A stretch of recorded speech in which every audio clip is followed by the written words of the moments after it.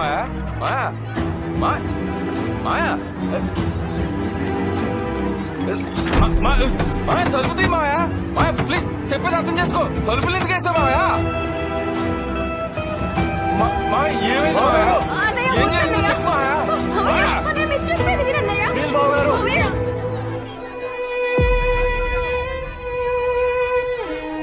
ఏం జరిగింది మాయా నువ్వు చెప్పాలి మాయా మాయా ఏం చేస్తున్నావు మాయా ప్లీజ్ మాయా దండం పెడతాను మాయా మాయా ఏం మాయా బాబు మాట్లాడండి ఉండండి బాబు గారు. నా కొడుకు నిర్దోషి. వాడి చేత బలవంతంగా ఈ కేసు ఒప్పించడానికి ఆ సిఐ 3 రోజుల కస్టడీకి తీసుకున్నాడు. నిజం ఎవరు గుర్తించటం లేదు. పోలీసులు నా కొడుకును వదిలేసే వరకు నేను నా భార్య ఈ ఇంట్లోనే ఆమరణ నిరాహార దీక్ష కూర్చుంటున్నా. ఎవరైనా తలుపులు పగలగొట్టుకుని లోపలికి రావాలని చూశారా తగలబెట్టుకొని చచ్చిపోతాం. నా కొడుకు మళ్ళీ తిరిగి ఇంటికి వచ్చినప్పుడే ఆ తలుపులు తెరుచుకుంటాయి. రాలేదో తలుపు తీయండి మాయా మీకు ఏదన్నా అయితే ఆడు ఏమైపోతాడు ఆలోచించలేదు తలుపు తీసొచ్చు మేమందరం ఉన్నాం కదా నీకు. రమ్మా నా మాట విను పిల్లాడికేం కాదు. నా కొడుకు నిర్దోషిగా బయటికి రావాలి. ఆ సిఐ చట్టం ముందు దోషిగా నిలబడాలి. ఇదే జరగాలి. ఇదే జరగాలి. నా కొడుకు బయటికి రావాలి. నా కొడుకు బయటికి రావాలి.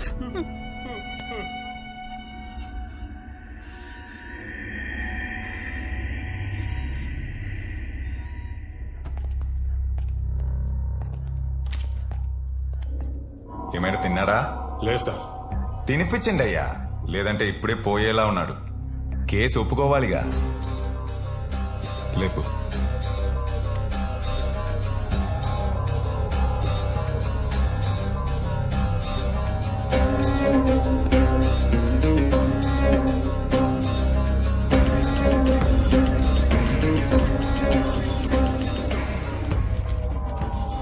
నువ్వే మర్డర్ చేసినట్లు ఒప్పుకున్నానని ఈ స్టేట్మెంట్లో సంతకం పెట్టరా.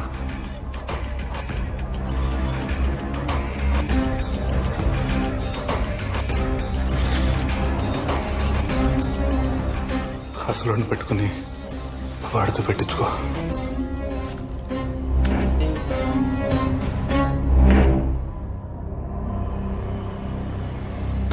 రెడీ.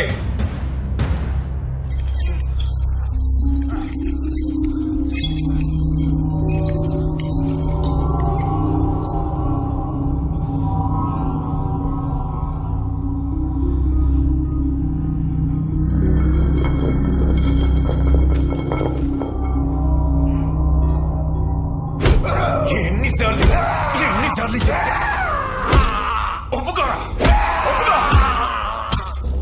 చెప్తే వినవా?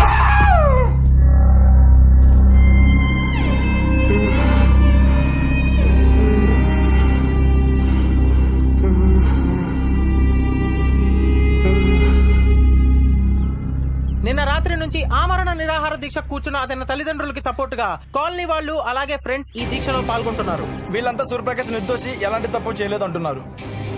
సూర్యప్రకాష్ ను విడుదల చేయకపోతే అతని తల్లిదండ్రులు ఎంతకైనా తెగించేలా కనిపిస్తున్నారు. మరోపక్క సిఐ కిషోర్ స్టేషన్ లో ఉన్న సూర్యప్రకాష్ ని ఎవరితోనూ కలవనివ్వటం లేదని తెలుస్తోంది.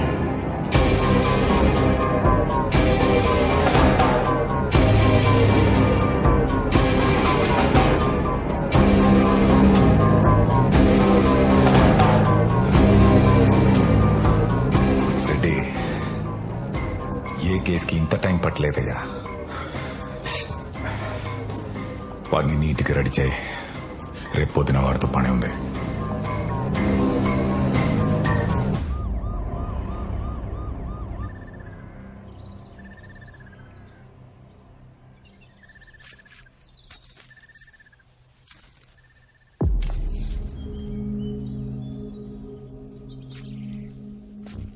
హంతకుడు హత్యకి ఉపయోగించిన ఆయుధం.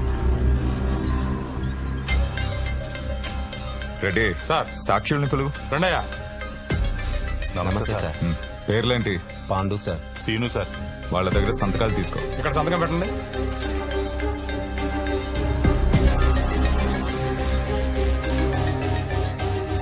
హత్య చేసినప్పుడు హంతకుడు వేసుకున్న shirt.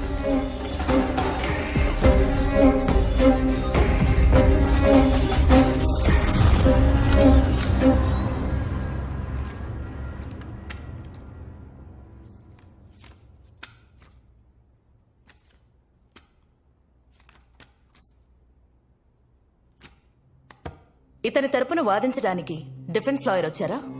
Yes your honour. Okay, proceed. Your honour, ఈ కేసు వాదించడానికి కొంత టైం ఇవ్వవలసిందిగా కోర్టు వారిని కోరుతున్నాను.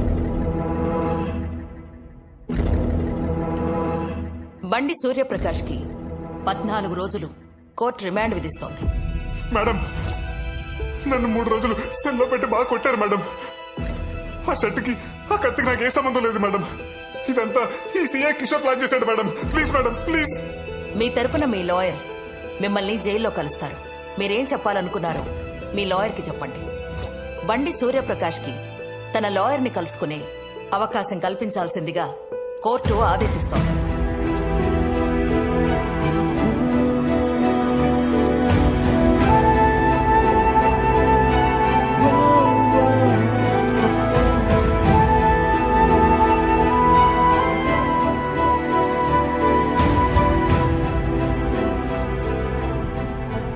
కోర్టు నాకు ఇచ్చిన లీగల్ ఎయిడ్ సర్వీస్ కూడా మేనేజ్ చేసి 14 days రిమాండ్ పడేలా చేశారు.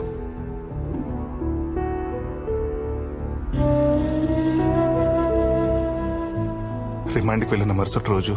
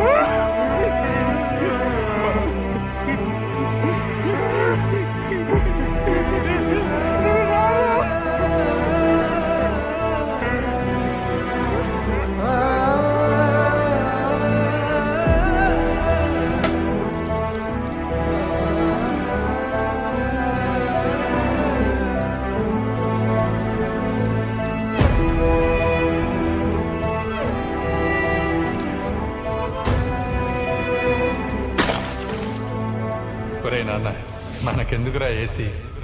ఊరుకోండి నాన్న, ఈసారి అండ్లెక్కవంట. ఆ వేడి మీరు తట్టుకోలేరు.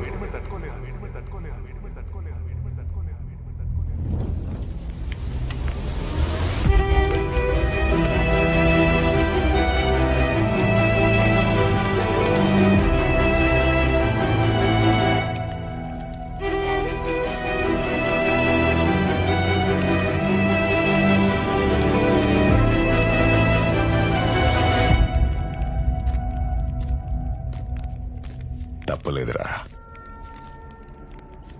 కాన్బట్ సిచ్యువేషన్ లో ఈ కేసులో నేనే నిన్ను ఇరికించాను. ఒప్పేసుకుంటే ఏమయ్యేదిరా? 14 years. ఎలాగో మంచివాడివి కదరా. 6-7 years లో సత్ప్రవర్తన కింద బయటికి వచ్చేవాడివి. కానీ మీ అమ్మ అయ్యా కాంప్లికేట్ చేశారా. అందుకే కామ్గా సిగరెట్ వెలిగించుకొని అగ్గిపుల్ల మాత్రం వాళ్ళ మీదకి విసిరేశాను.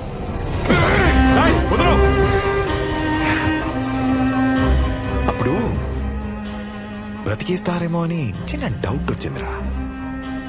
మళ్ళీ ఇంకో సిగరెట్, ఇంకో అగ్గిపుల్ల.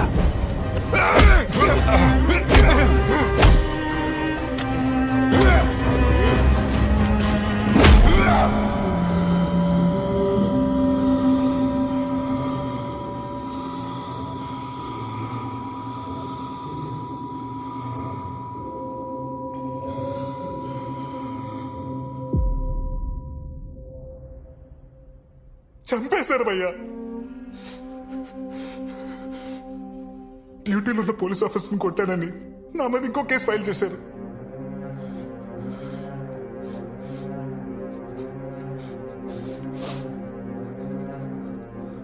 మరి ఈ విషయం కోర్టుకు చెప్పాల్సింది కదా భయ్యా. వాడే చంపాడని ప్రూవ్ చేయాలంటే నేను కోర్టుకు వెళ్ళాలి. అదే వాడినే చంపాలంటే ఈ జైలు దాటితే చాలనిపించింది.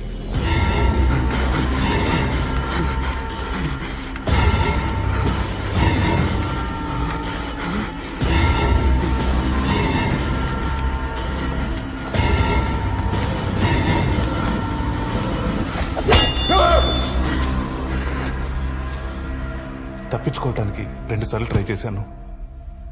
దానికి ఇంకొక సెక్షన్, ఇంకో 2 కేసులు. నాకు అప్పించిన పరమేశ్వర బాబాయ్ ఏమో ఆ 10 లక్షలకు నాకు ఏ సంబంధం లేదు. నేనెవరో కూడా తెలియని వాడేమో. ఇతను రాజగోపాల్ గారిని చంపటం నేను కళ్ళారా చూశానమ్మా. అప్పటి నుంచి న్యాయం కోసం కోర్టుకు వెళ్తున్నానో, వాయిదాల కోసం కోర్టుకు వెళ్తున్నానో కూడా నాకు తెలియదు. కోర్టు మెట్లు, జైలు గోడలు చూస్తూ సంవత్సరం గడిచిపోయింది.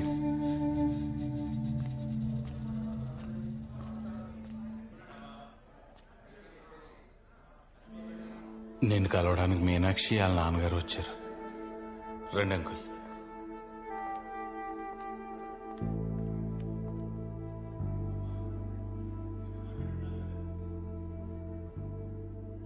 బాగున్నావా బాబు? మన మధ్య ఇలాంటి రోజు ఒకటి వస్తుందని నేను ఎప్పుడూ అనుకోలేదు. నువ్వు వస్తావని తను ఇంకా నీకోసం ఎదురు చూస్తూనే ఉంది.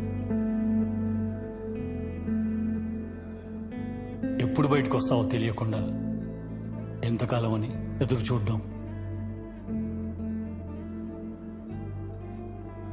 మంచి సంబంధం. అబ్బాయి నీలాగే సాఫ్ట్వేర్ ఇంజనీర్. మీ విషయం తెలిసి కూడా పెళ్లి చేసుకుంటా అన్నాడు.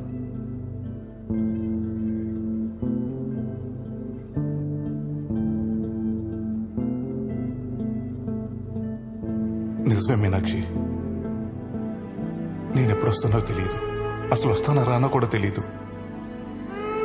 వచ్చిన జాబ్ నుంచి ఇంటికి రావడానికి, జైలు నుంచి ఇంటికి రావడానికి చాలా తేడా ఉంది. నన్ను ప్రేమించినందుకు నీకు శిక్ష పడకూడదు. Advance happy married life Meenakshi.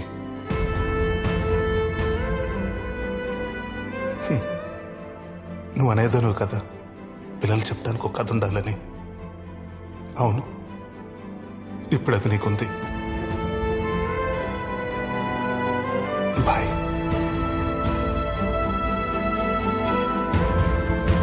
ఉంటాం బాబు.